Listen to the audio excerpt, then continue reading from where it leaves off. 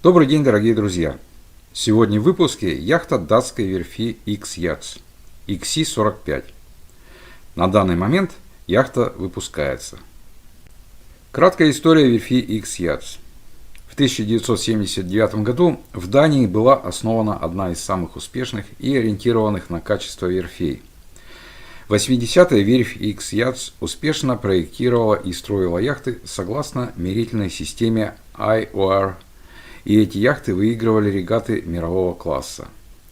Успех привлек внимание рынка круизных яхт, которому требовались быстрые, высококачественные и комфортные парусные яхты.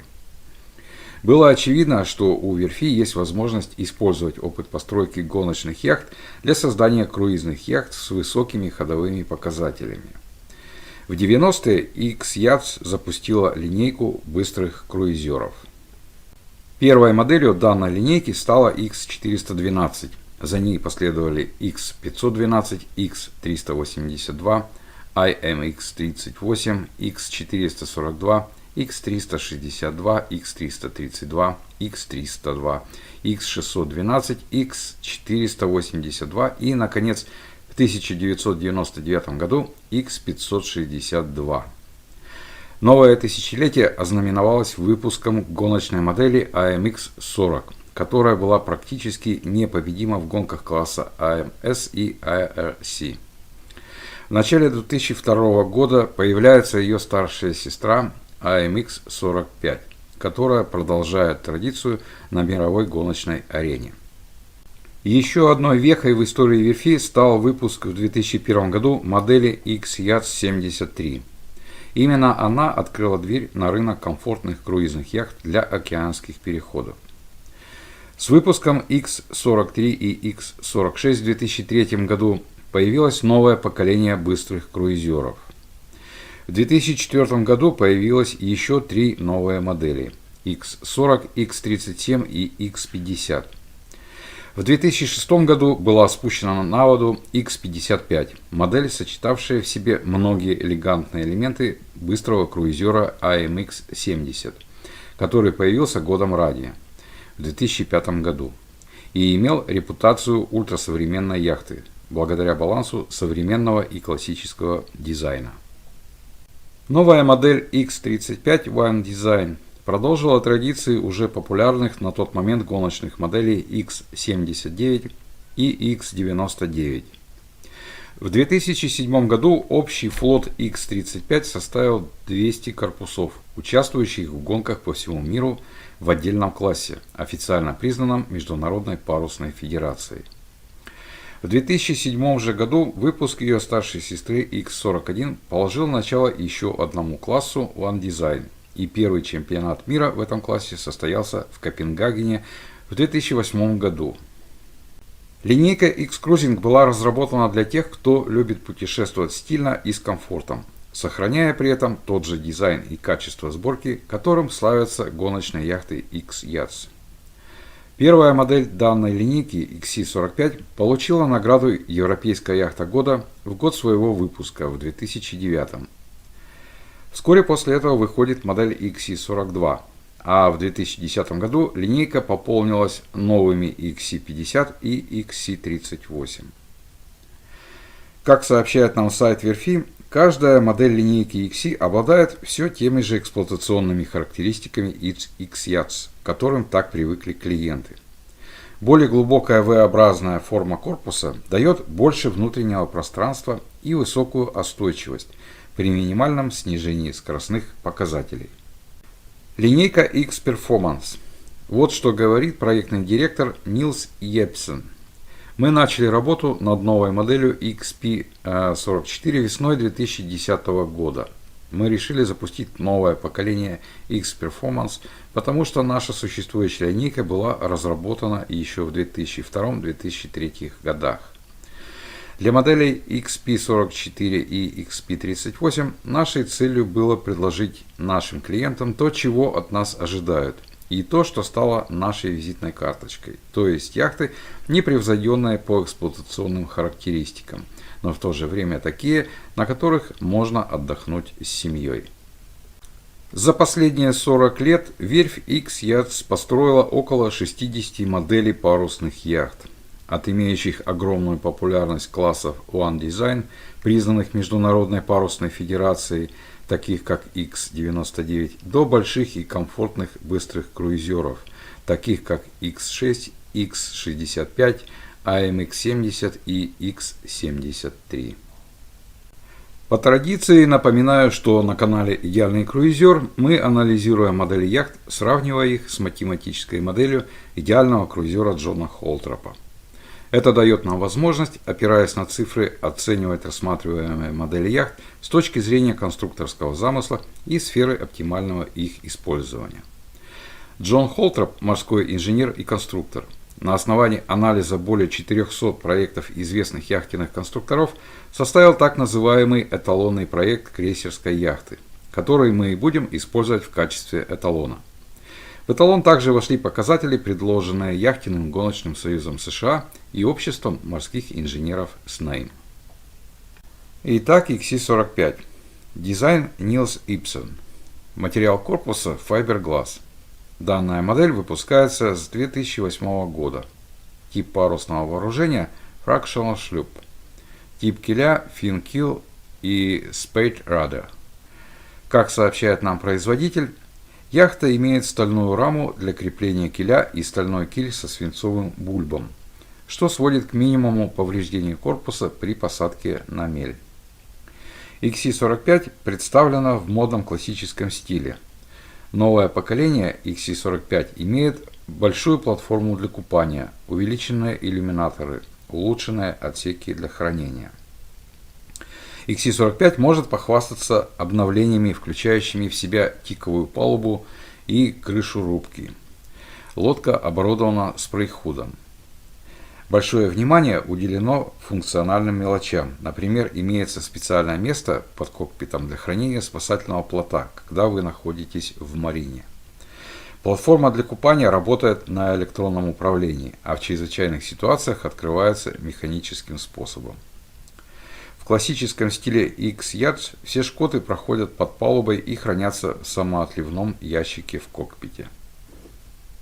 Пространство камбуза выполнено из высококачественных материалов. Также было модернизировано дополнительными устройствами, такими как машина Nespresso, микроволновая печь с верхней загрузкой, ящики с автодоводчиками и специально разработанный контейнер для хранения отходов. Столешницы Corian и закаленное стекло установлены в стандартной комплектации. Привод винта Sail Drive. Имеется носовая подрулька. Выдвижной бушприт опционально. Имеется гидравлический регулятор Ахтерштага. Двигатель Yanmar мощностью 75 лошадиных сил. Емкости. Объем бака для воды 615 литров. Объем топливного бака 440 литров. На сайте верфи указана цена за новую яхту в размере 566 тысяч евро. Основные размерности. Длина корпуса по палубе 45,47 фута. Длина корпуса по КВЛ 41,86 фута. Ширина корпуса максимальная 14,17 фута. Осадка 7,22 фута. Водоизмещение 29 145 фунтов.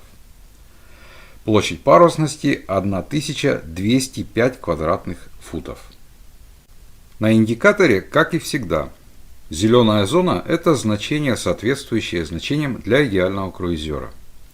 Левый зеленый флаг – минимальное значение эталона. Правый зеленый флаг – максимальное значение эталона. Прогресс отображает значение показателя на индикаторе. Цифра справа – значение показателя. Первый расчетный показатель – фактор энерговооруженности. Чем легче судно и чем больше площадь парусности, тем выше этот показатель. Показатель не зависит от длины корпуса. Для XC45 значение фактора энерговооруженности равно 20,44. Значение существенно больше эталонного. Добавим плюс к условному драйву. Следующий показатель – фактор водоизмещения. по своей сути показывает отношение водоизмещения к длине яхты с учетом коэффициентов. Значение 177,39 значительно меньше эталонного значения. Лодка относительно легкая. Добавим плюс к условному драйву. Фактор комфортности. Чем больше значение этого показателя, тем мягче и комфортнее лодка движется в море. Для XC45 значение равно 30,72. Это немного меньше, чем у эталона. И это плюс к условному драйву. Риск опрокидывания. Критическим считается значение 2 единицы. На индикаторе это значение помечено красным флажком. Значения меньше 2 считаются хорошими. В нашем случае значение равно 1,78. Значение немного больше эталонного. Плюс к условному драйву. Фактор балласта. Рассчитывается как отношение веса балласта к водоизмещению и является одним из показателей остойчивости. Значение 434 тысячных попадает в диапазон значений, характерных для круизных лодок. Добавим плюс к условному комфорту. Стройность корпуса. Рассчитывается как отношение максимальной длины корпуса к его ширине и характеризует относительную ширину корпуса. Чем меньше значение, тем корпус более относительно широкий.